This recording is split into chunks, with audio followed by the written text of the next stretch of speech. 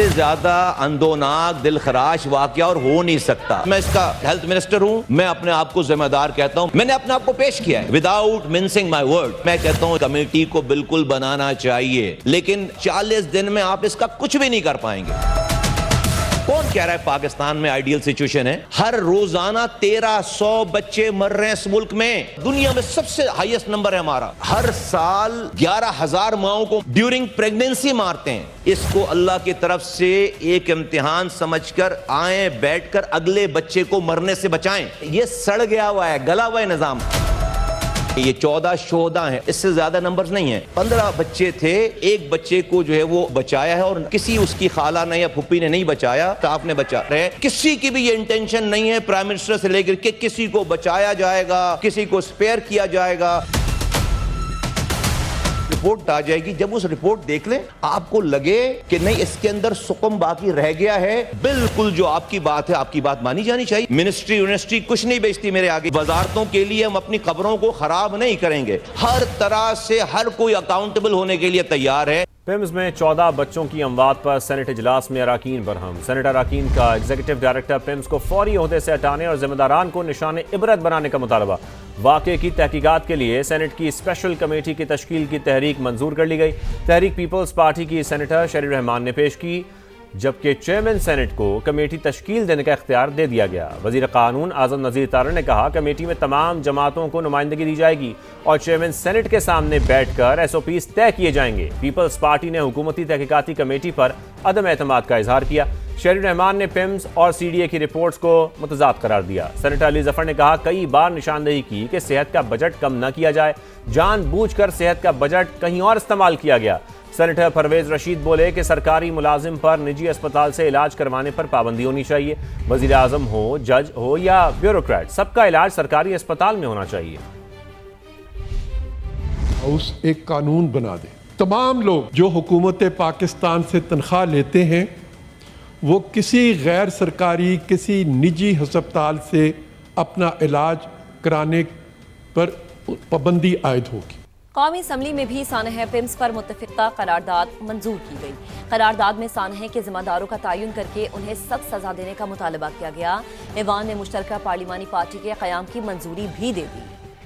سانحہ پیمز, ہر آنکھ اشک بار. قومی اسمبلی میں بھی رنج و غم کا اظہار. وزیر دفاع خواجہ آصف نے کہا یہ بہت بڑا سانحہ ہے, اس کی ذمہ داری فکس ہونی چاہیے. جو لوگ اس کے رسپانسبل ہیں ان کو سزا ہونی چاہیے. یہ لمبی چوڑی داستان نہیں ہونی چاہیے. یہ 8-10 دن کے اندر جو ہے اس کو کسی نہ کسی طرف لگنا چاہیے. یہ ان کو پریونٹ کیا جا سکتا ہے اگر جو اس کے رسپانسبل ہیں یا جن پہ ذمہ داری آتی ہے ان کو قرار واقعی سزا ملے, کوئی اکاؤنٹیبلٹی ہو. وزیر قانون اعظم نذیر تارڑ نے واضح کیا تحقیقات میں کوئی رعایت نہیں ہوگی. جو سجیسٹڈ ایکشنز ہوں گے, جس طرح کے احکامات ضروری ہیں سر, وہ بھی جاری کیے جائیں گے. واقعے کے حوالے سے پولیٹیکل نیریٹو کی بجائے سر میری استدعا ہوگی کہ سر کو کنکریٹ سجیشنز آئیں تاکہ آئندہ ایسے حادثات سے بچا جا سکے. ایوان میں پیپلز پارٹی کی جانب سے سخت رد عمل. راجہ پرویز اشرف بولے بچے چوری ہونے کے ڈر سے دروازے بند کرنا سمجھ سے بالاتر ہے. چوری بچانے کے لیے 14 بچے موت کے گھاٹ اتار دیے گئے. کوئی کہتا ہے کہ دروازہ بند تھا, کوئی کہتے ہیں کہ ایمرجنسی دروازہ بھی بند تھا. اس لیے بند تھا کہ وہ کہتے ہیں کہ بچے چوری ہو جاتے تھے. چوری بچانے کے لیے آپ نے سب کو موت کی گھاٹ اتار دیا, 14 بچے مار کے رکھ دیے. سانحہ پر قومی اسمبلی میں متفقہ قرارداد بھی منظور کر لی گئی. قرارداد میں سانحہ کے ذمہ داروں کا تعین کر کے انہیں سخت سزا دینے کا مطالبہ کیا گیا ہے. ایوان نے مشترکہ پارلیمانی پارٹی کے قیام کی منظوری بھی دے دی. سانحہ پیمز میں ایک ایسے معصوم کی زندگی کا چراغ بھی گل ہوا جسے اپنوں نے ہی ٹھکرا دیا تھا. 2 ماہ قبل معصوم پھول کو جنم دینے والی ماں اور نانی پیمز میں چھوڑ کر چلی گئی. ہاتھ پر صرف BBH کا ٹیگ تھا. نرسوں نے علی کا نام دیا. مردہ خانے میں پڑا ننھا وجود ماں باپ کی راہ تکتا رہا, لیکن کوئی نہ آیا. ننھے علی کو لاوارث قرار دے کر ایدھی سینٹر والوں نے تدفین کی. مزید بات کریں گے اپنے رپورٹر شہزاد علی نے ہمیں جوائن کیا ہے. شہزاد, آپ کے پاس اس خبر کے حوالے سے کیا ڈیٹیلز ہیں؟ بالکل پیمز میں پیش آنے والا اندوناک واقعہ اور اس میں یہ دل دہلا دینے والی ایک کہانی جو سامنے آئی ہے ننھے علی کی, جو 2 ماہ قبل یہیں اسی ہسپتال میں پیدا ہوتا ہے اور ماں اور نانی جو اس کے ساتھ اس وقت آئی تھی وہ اس وقت تنہا یہاں سے چلی گئیں۔ علی 2 ماہ تک اسی ہاسپٹل میں اپنے جو پیارے تھے ان کا انتظار کرتا رہا۔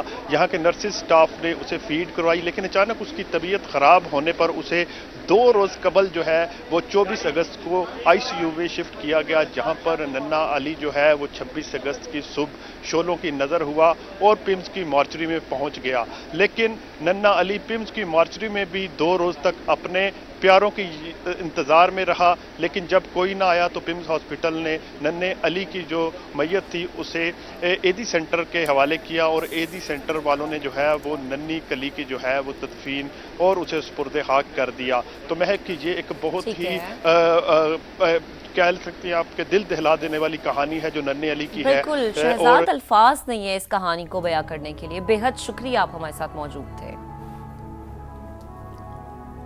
ثانیہ پمز 14 بچوں کی زندگیوں کے چراغ گل ہونے کا ذمہ دار کون؟ تاحال کوئی سامنے نہ آ سکا۔ وفاقی وزیر صحت مصطفیٰ کمال کہتے تو ہیں کہ انہوں نے خود کو پیش کر دیا، مگر ان کا استعفیٰ ابھی تک منظور کیوں نہیں ہوا؟ کہاں ہے پمز اسپتال کا ڈائریکٹر؟ اس کی بھی چھٹی ابھی تک کیوں نہیں ہوئی؟ وزیر مملکت برائے صحت کہاں ہیں؟ کہاں ہیں ڈاکٹر مختار بھرت؟ وہ اب تک منظر سے کیوں غائب ہیں؟ عوام کے کسی سوال کا جواب نہیں آیا۔ سنگین غفلت کے مرتکب افراد کو سزا دی جائے گی یا یہ سانحہ بھی دیگر واقعات کی طرح فائلوں میں دب جائے گا؟ اسی پر مزید جانتے ہیں، سما کے نمائندے ٹکا خان ثانی ہمارے ساتھ موجود ہیں۔ ٹکا، آپ بتائیے تفصیلاً۔ 14 بچوں کی زندگی کا چراغ گل ہو گیا، وہ فیملیز افسردہ ہیں، غم زدہ ہیں، عوام سوال کر رہے ہیں کہ کیا ایکشن لیا گیا، کیا کارروائی ہوئی، کسی ذمہ دار کا تعین کیا گیا یا نہیں۔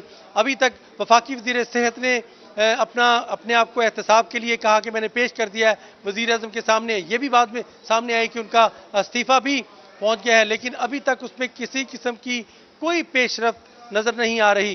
اسی طرح اختیارات کی جنگ تو ہے منسٹری میں، لیکن وزیر مملکت صحت جو ہے وہ بھی اس وقت متحرک نہیں ہے۔ عوام کا یہی سوال تھا کہ اس کے خلاف کارروائی کی گئی، صرف ایک سیکرٹری صحت کو عہدے سے ہٹایا گیا، باقی کسی کا ابھی نہ تعین کیا گیا نہ کارروائی کی گئی۔ عوام بار بار یہ سوال پوچھ رہے ہیں۔ اسی طرح وزیر مملکت برائے صحت جو ہے وہ پتہ چلا ڈاکٹر مختار احمد بھرت وہ 7 سمندر پار ہیں اور وہ اپنے نجی دورے پر ہیں۔ اس اطلاع کے بعد بھی وہ نہیں پہنچے ابھی تک، اور نہ ہی ان کا اس کے بعد کوئی فعال اور متحرک کوئی کردار آیا، نہ ان کا کوئی بیان سامنے آیا۔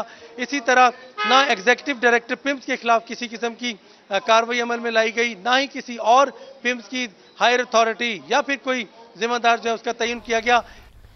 ٹھیک، آپ کا بے حد شکریہ۔ اسلام آباد میں ایک سانحہ ہو گیا، کیا کراچی میں دوسرے سانحے کا انتظار ہے؟ کراچی کے قومی ادارہ برائے صحت اطفال میں فائر سیفٹی انتظامات پر سنگین سوالات۔ بعض فائر سیفٹی آلات کی میعاد 4 سال پہلے ہی ختم ہونے کا انکشاف ہوا ہے۔ مزید بات کریں گے اپنے نمائندے حامد الرحمان نے ہمیں جوائن کیا۔ حامد، کیا نظام ہے یہاں پر چیک اینڈ بیلنس کا؟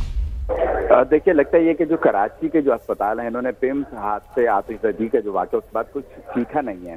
آج اسسٹنٹ کمشنر ساؤتھ نے NICH کا دورہ کیا جہاں پر فائر سیفٹی جو انتظامات تھے ان کا معائنہ کیا اور بہت زیادہ خامیاں جو ہے وہ سامنے آئی ہیں۔ NICH میں جو بعض فائر سیفٹی جو آلات تھے ان کی میعاد 2022 میں ختم ہو چکی ہے، لیکن اس کے باوجود ان میں ان کو جو ہے وہ ریپیئر نہیں کیا جا سکا۔ نئے جو فائر سیفٹی آلات ہے وہ ان کی تنصیب نہیں ہو سکی۔ اسپتال کے جو ایمرجنسی ایگزٹ گیٹس تھے وہ بند پائے گئے۔ بعض منزلوں پر جو گیٹس ایمرجنسی ایگزٹ گیٹس ہیں تو وہاں پر لائٹس موجود نہیں ہیں، ان کے راستوں میں رکاوٹیں کھڑی ہوئی پائی گئی ہیں، جس کی وجہ سے جو بہت زیادہ خامیاں سامنے آئی ہیں۔ فائر سیفٹی انتظامات کی خامیوں کے حوالے سے جب ڈائریکٹر سے بات ہوئی، ان کا کہنا ہے کہ چیزیں بہتر بنا رہے ہیں، ایمرجنسی ایگزٹ اور فائر فائٹنگ آلات۔ تو یہ دعوے ہیں، باتیں ہیں کہ چیزیں بہتر بنائی جا رہی ہیں، لیکن گراؤنڈ ریالٹیز کچھ الگ ہی ہے۔ حامد، آپ ہمیں اپڈیٹ کر رہے تھے، آپ کا شکریہ۔